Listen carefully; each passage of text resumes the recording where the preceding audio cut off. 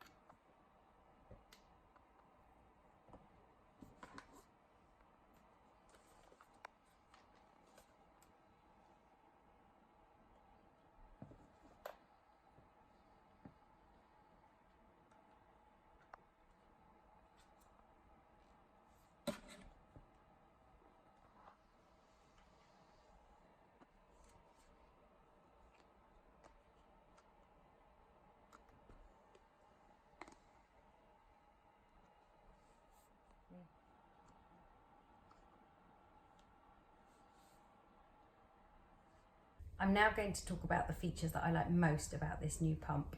For me, the most impressive part was definitely the Personal Fit Flex breast shields. They're much more comfortable than using a regular hard plastic rigid breast shield. They feel comfortable, and because you can twist them 360 degrees, it ensures a really comfortable fit that fits much more precisely over each breast. You don't have to use the same size, and you can alter the shape quite dramatically depending on the size of your breast and the shape of your breast. If, for example, you're pumping at night and you perhaps have more milk, or you're pumping during the day and you have slightly less milk, the shape of your breast might change, and this flex style of breast shield can change to match.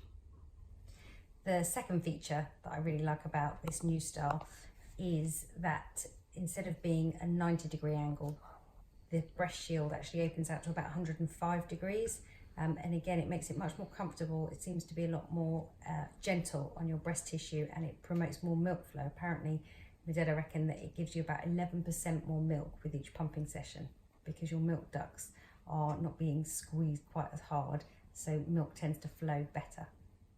The third feature that I like about this new style of Swing Maxi Flex pump is the connector at the back ensures that milk won't be sucked into the tubes, unlike more conventional styles of pump where they perhaps don't use a closed system.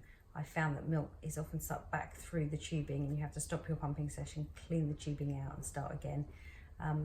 In this case, you can actually lie down, you can recline at an angle in perhaps a more natural position that you would normally find yourself in when you're feeding your baby, and there's no milk likely to escape.